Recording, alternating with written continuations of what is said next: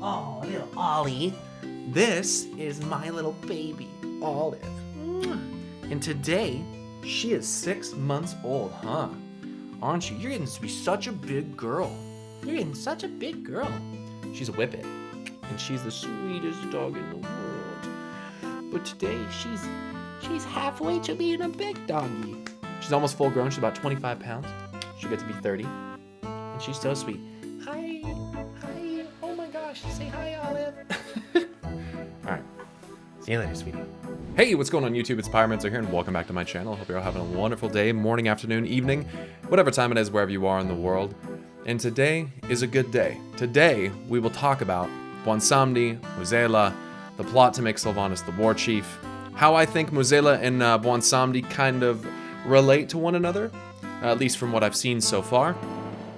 And I also want to briefly talk about misunderstanding and not really actively listening and critically thinking about things that World of Warcraft developers say. And I have a couple examples of this. Before we jump into the Bwonsamdi and Mueh'zala stuff, I want to touch on the Death Pantheon thing that has been going around. Now, in a recent interview, Ian Hazzikostas made mention of a, quote, Death Pantheon, end quote. And people are essentially taking this as there is a whole other pantheon of titans who are aligned with the force of death.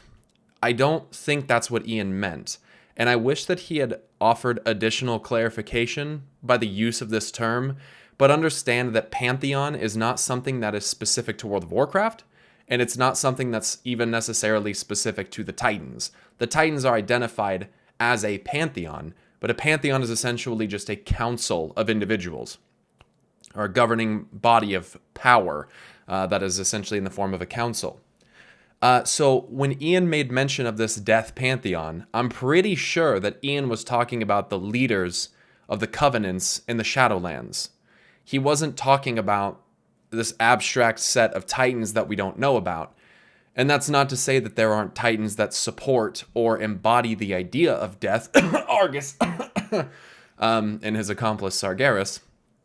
That's not what I'm saying. I'm just saying that I think that contextually people need to consider the grand scheme of what we've known in World of Warcraft so far and how that applies to what Ian is actually saying in this interview. And if I find a clip of it, I'll put it up so you guys can see what he's saying. So I'm not going to provide any spoilers or specific answers, Okay. and that's not genuinely, I'm not confirming that there's a connection, but for sure there are parallels between the Titan pantheon that rules over our plane of existence and that we've seen in Azeroth, and sort of the Pantheon of Death that has ruled over the Shadowlands. There are parallels there that are going to be fun to explore, but no specific answers. That's one of those that you're going to have to play through the game to see yourself. I'm pretty certain he's not talking about like some unknown death titans. And this is, listen, discussion in the Warcraft community, especially in regards to lore, is awesome. I mean, how could I sit around and not support that? But I think sometimes it just like kind of gets out of control where now people are talking about like a pantheon of titans aligned with life and chaos and like order and light and shadow. It's like, let's chill out and let's rein it in and kind of realize that the titans that we already know of, we already have representations for those kinds of forces like life. You don't need a pantheon of gods aligned with the idea of life because we already have a supreme goddess of life. Right, like we don't need to go there. It's leading people down the same path when we talk about like the idea of like the Light Lords. And again, I'm not trying to like shit on this idea, but the Light Lords are Naru, just as much as the Void Lords are Void Lords. Right? There's not this abstract concept that is external to all of our knowledge within the game. Like I think one of the only exceptions to that is probably the Shadowlands, which has just recently been revealed to us. And another example of this, which I also want to touch on before we get into the meat and potatoes of the video, another example is BlizzCon 2019, where Evitel to Steve Denuser makes the remark, does that make Chronicle canon, in the Q&A section of BlizzCon about World of Warcraft? And Steve Denuser goes on to make a remark and actually go ahead to answer this question. And he essentially says, and I'm paraphrasing, he says, who it's written from a certain perspective, as all histories, even something as encyclopedic as Chronicle, is written from perspective. Now, given what we know, whose perspective would that have been? And in the video, you can hear me yell from the crowd, "The Titans!" I've advocated for a long time that the Titans wrote Chronicle. And Steve goes on to say, yeah, the Titans and those who worked for the Titans. So does this mean Chronicle is canon? Oh, yeah. Well, I mean, Chronicle is something that we worked on, all of us together going through the Warcraft's history. But the thing to remember about Chronicle that I want you to think about is that, even any history, even something that's as encyclopedic as Chronicle, is written from a certain point of view. And if you look at the history of Azeroth that was contained in there, and even what it talked about in terms of the cosmos and things like that, whose point of view would that have been from? Well, that's right, the Titans' point of view, and the people who worked for the Titans, because they ordered so much of Azeroth and what it is. But there's a lot of other perspectives. If you look at the section of Chronicle that talks about the Black Empire was this huge swath of history, but the Titans only give it a few pages, from that point of view in this book. So there's other things in that kind of happened behind the scenes in Chronicle, or were hinted at in Chronicle, that you'll find expanded as we go into the Shadowlands and explore that cosmology even more. Very exciting. See, but where the community, where people stopped listening, not hearing, because you can hear without listening, where people stopped listening is, yeah, the Titans end. People didn't hear when he said, and those who worked for the Titans. And they didn't hear when he also mentioned later in the comment, but that's just one or two perspectives. There's a lot of other perspectives too in Chronicle. See, Chronicle is regardless of who actually wrote it, the point is that Chronicle is an amalgamation of different viewpoints on the Warcraft universe. It is not explicitly written by the Titans, but because that's what people heard, now we turn into this, everything in Chronicle is written by the Titans, and we're looking at it from the perspective of the Titans, but that's not what Steve the Newser said at all. So I would just urge the idea of pursuing active listening and critical thinking when we're talking about especially quotes from developers, because I think it's very easy to take that out of context and recontextualize it in a manner that suits an abstract view or something that's just completely disconnected from everything else that we know as far as what is real in the game lore and in book lore and things of that nature.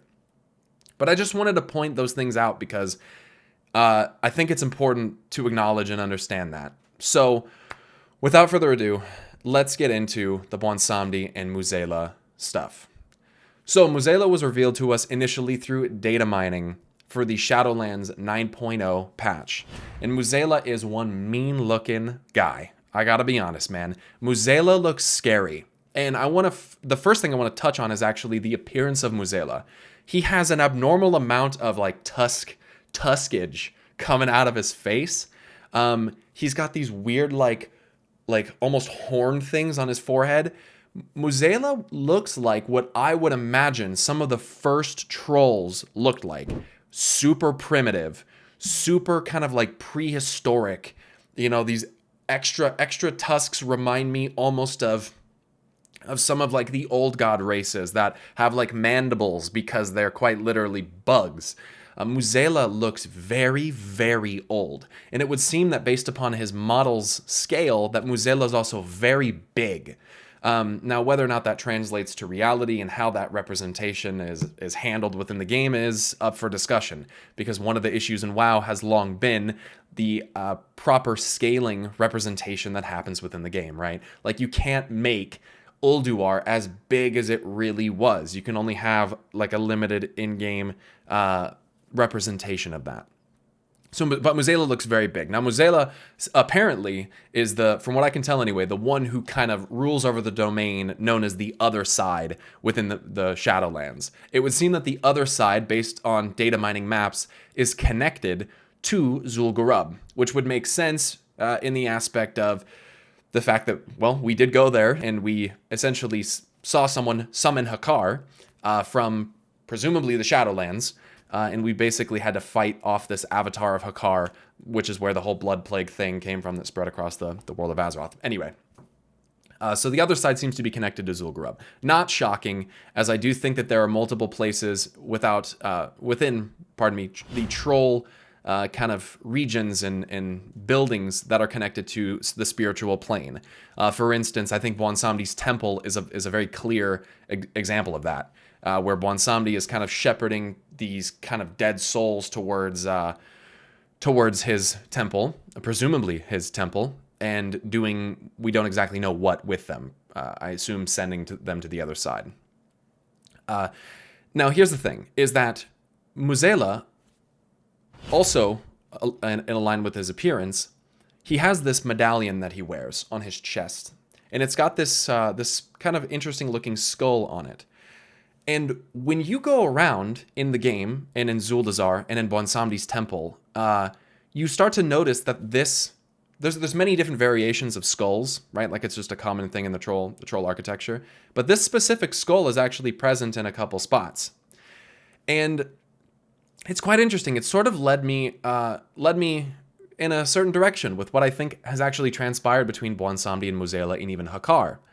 Another thing that a couple just side points I want to point out is that behind Bwonsamdi's temple in Nazmir, you see this massive red ice, really what I can only describe as a blood moon. And this blood moon is something that historically, like when we think back to Hakkar, the Loa of blood, or blood Loa, the soul flayer, has kind of like been related to him, right? Like even when you look at that of art of Hakkar, you see this massive blood moon behind him. I have to wonder if that is in some capacity related to what's going on there with Hakkar. Especially considering that it seems to me, anyway, like souls are directly linked to like blood, and I think blood and anima and souls are all sort of like this kind of ecosystem, if you will, that all kind of work within one another in regards to how like the soul and life essence of something actually works. I also want to point out, and it's not that surprising, I suppose, but Rastakhan, before he died, he wore a very regal royal garb. But when you look thematically at the garb, and there are people who still argue this, I don't know how, you can clearly tell that it's supposed to be representative of Hakkar.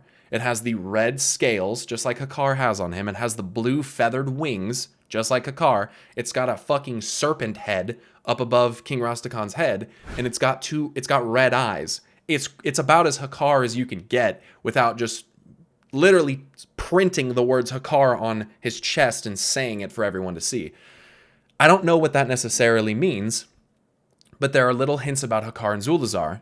There are even more. For instance, when you go into the Battle of Dazara lore raid, I believe it's when you're playing as the Alliance, you actually start on the dock and you're looking up at Zuldazar and you can see ghost spirit wind serpents flying around. But it's like, what the fuck? Like these remnant spirits and souls of wind serpents are present all around Zuldazar that you only really ever see in this raid.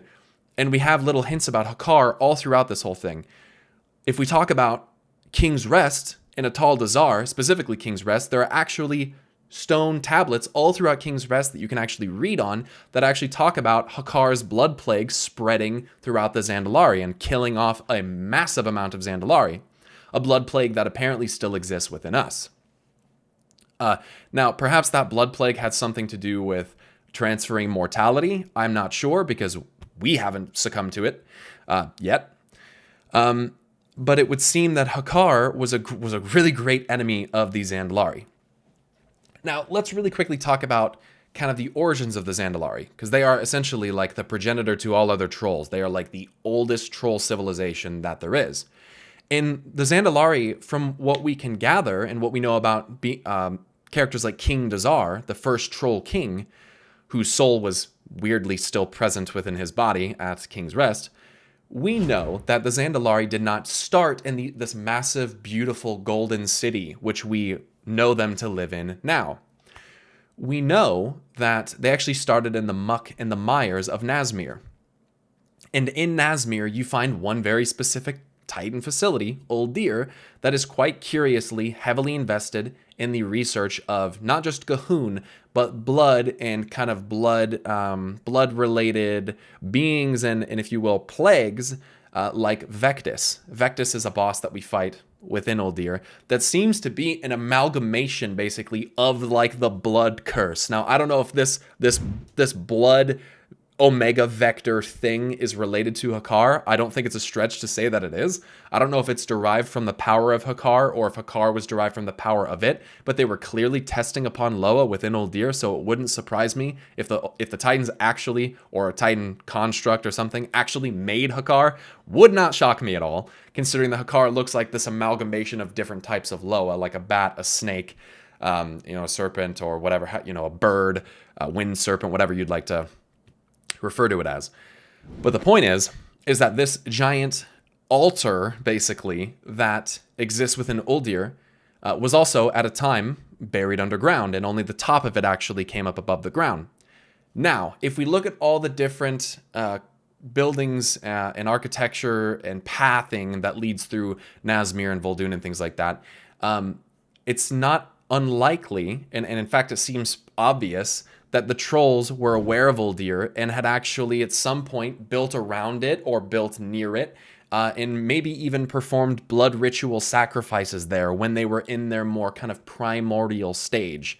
But going further than that, it seems that G'huun is, in essence, because it's an old god that essentially embodies rot, corruption, pestilence, decay, and undeath, is in direct opposition to apparently what Bwonsamdi was trying to do. When we look at Bwonsamdi's temple, at least what we're told is Bwonsamdi's temple, it would seem that, at least in recent years, whatever you want to define as recent, Bwonsamdi, because of the influence of G'huun, had greatly suffered when it came to his worship and souls that were going to him. That's one of the big things that we do in Nazmir, is kind of help Bwonsamdi regain control of Nazmir in regards to how those souls are being handled. Now, Bwonsamdi, I used to think Bwonsamdi was like, maybe he became the Loa of Death because maybe he was the first troll that ever died. But when we talk about what Bwonsamdi really is, there's some different things that come up. The first of which being that Razan, the Loa of Kings, who, spoiler alert, I think Vol'jin is going to replace as the Loa of Kings. Razan actually, in one of the cutscenes in BFA, refers to Bwonsamdi as the Loa of Graves. And that is an interesting one, because I think that if we want to kind of dive into that, the perception of the Loa of Graves and the Loa of Death, I would see as a different thing. Think about it, and this is something that people have kind of made reference to when it comes to like Argus and the Jailer. Think about the Greek mythology, where you had Thanatos, the god of death, and you had Hades, kind of the god of the underworld, the god of god of the dead. Kind of think of it as one of them is kind of the representation of death itself, like the force that consumes the life essence from a living thing. And think of the other one as like the caretaker of the dead. Now, Bwonsamdi typically has struck me as more of a caretaker of the dead rather than an actual representation of death itself. Now, I don't know that that is the case, but that is just one idea.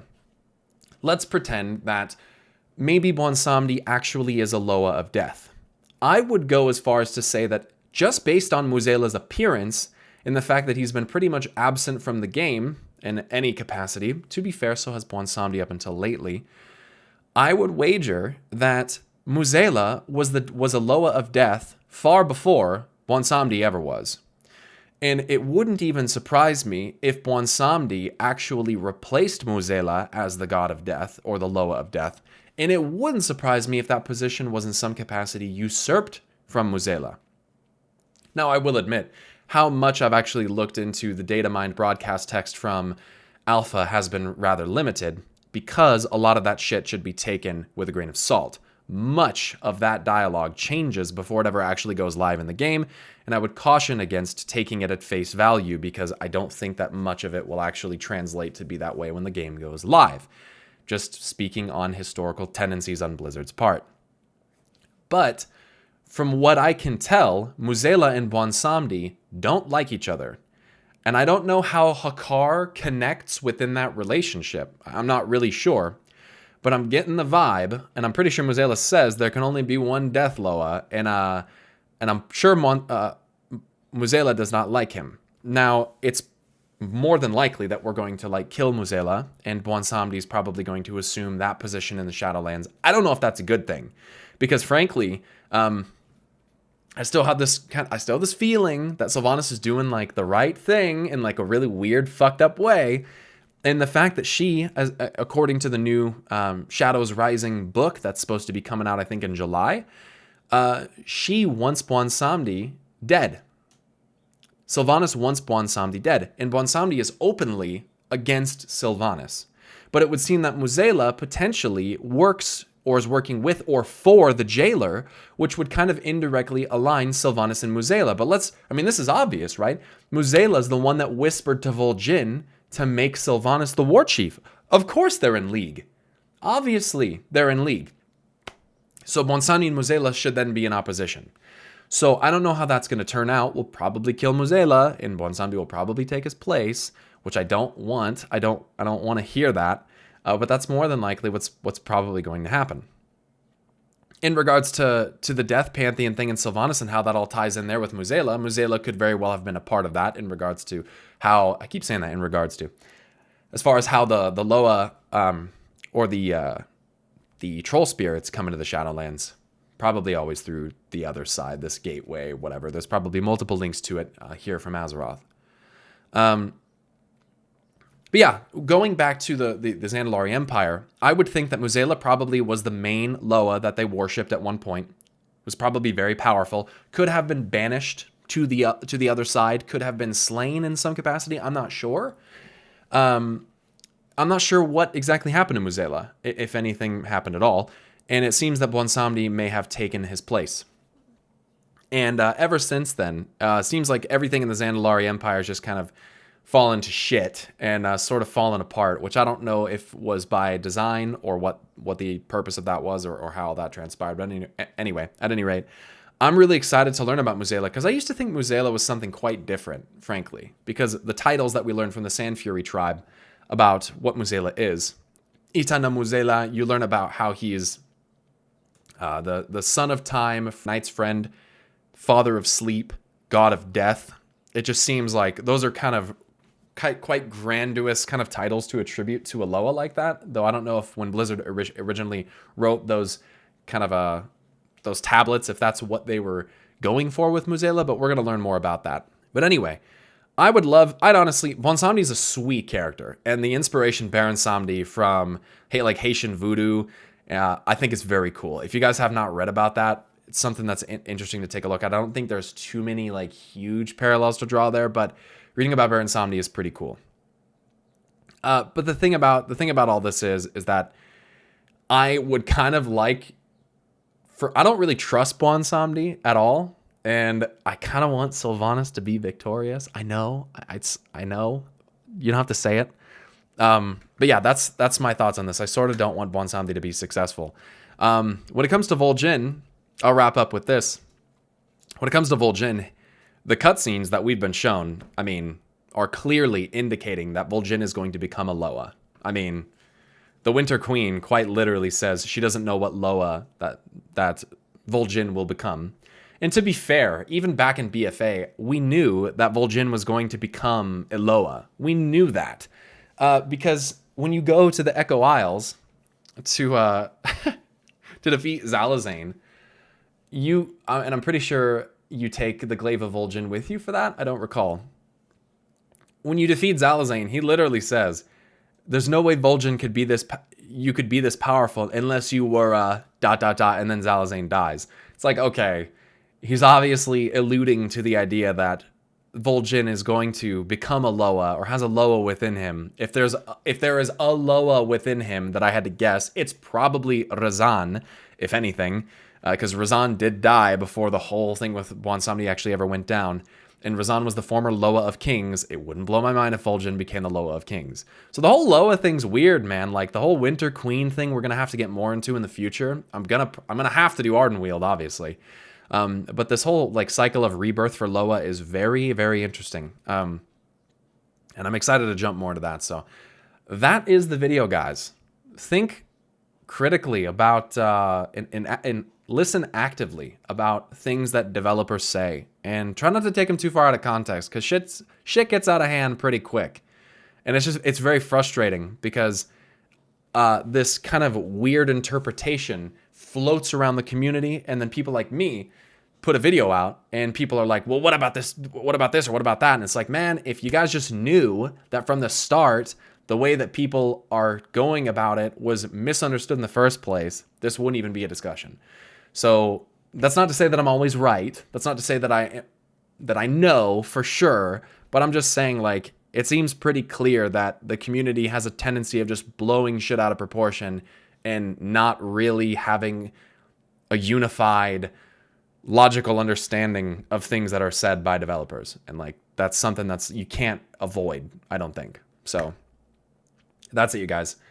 I hope you liked this video. If you did, please leave a like on the video. It's the best way to support me as a content creator and let me know that you enjoy my content here on YouTube. Subscribe. 60% of the people that watch my videos are not subscribed. What are you doing? We're so close, yet so far away from 100,000 subscribers, where I will get a silver play button I can hang on the wall. You know how hype that is? You know how bad I want a silver play button? How long I've been trying to get one of those? Help me obtain the silver play button, guys. I will literally give out free blowjobs. That's not true, but I will consider it. Follow me on Twitter, twitter.com/pyromancersarg. Follow me on Twitch, twitch.tv/pyromancer. Go check out my Patreon, patreon.com/pyromancer. And that's all I got for you guys. I appreciate you very much. Thank you so much for watching this video. Stay awesome, and until next time, I'll see you guys later. Peace!